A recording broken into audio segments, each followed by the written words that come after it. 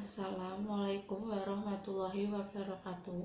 Perkenalkan, nama saya Galoba Lupi dari kelas 5B. Di sini saya akan mempresentasikan tentang penyusunan bahan ajar. Judul yang kami pilih yaitu menyusun kerangka cerita pendek dalam unsur karya sastra berdasarkan struktur dan aspek kebahasaan. Ukuran yang kami pilih yaitu menggunakan kertas A5. Di dalam bahan ajar tersebut terdapat 4 bab, dan di sini saya akan menjelaskan bab 2, yaitu komponen dalam cerpen. Yang pertama adalah unsur-unsur dalam cerpen. Unsur dalam cerpen dibedakan menjadi 2, yaitu unsur intrinsik dan unsur ekstrinsik.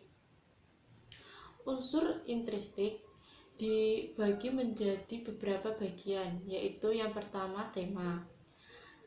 Tema yaitu topik yang dibahas dalam cerpen. Yang kedua, tokoh dan penokohan, yaitu watak tokoh dalam cerpen.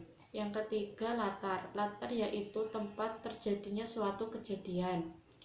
Yang keempat, alur. Alur yaitu jalannya sebuah cerita. Alur dibedakan menjadi 3, yaitu alur maju, mundur, dan campuran. Yang kelima, sudut pandang. Sudut pandang yaitu peran pengarang di dalam cerpen.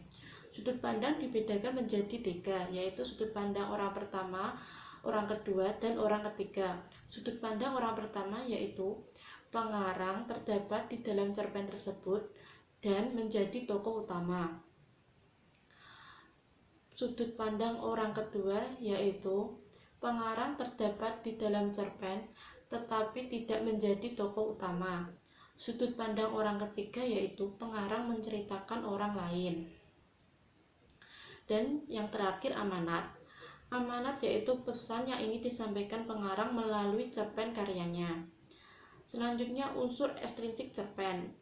Yang pertama, latar belakang hidup pengarang. Yang kedua, keadaan sosial politik masyarakat.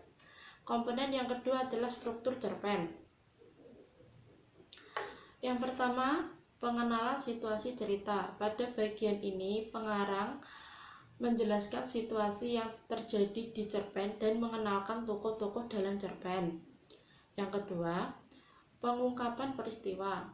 Pada bagian ini, pengarang memunculkan permasalahan yang terjadi di dalam cerpen. Yang ketiga, puncak konflik atau klimaks. Permasalahan yang terjadi berada pada puncak permasalahan.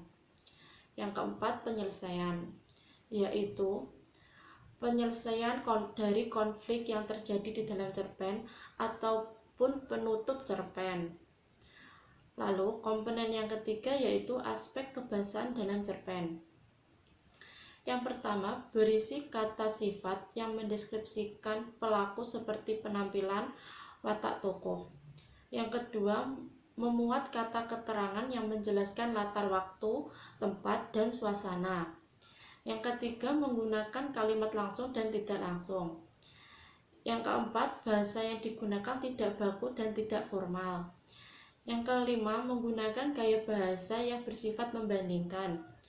Dan komponen yang keempat yaitu kerangka cerita pendek. Yang pertama, penentuan tema. Di dalam menciptakan suatu karya sastra cerpen, kita harus menentukan tema terlebih dahulu. Yang kedua, penentuan target pembaca, yaitu menentukan siapa yang akan membaca cerpen kita.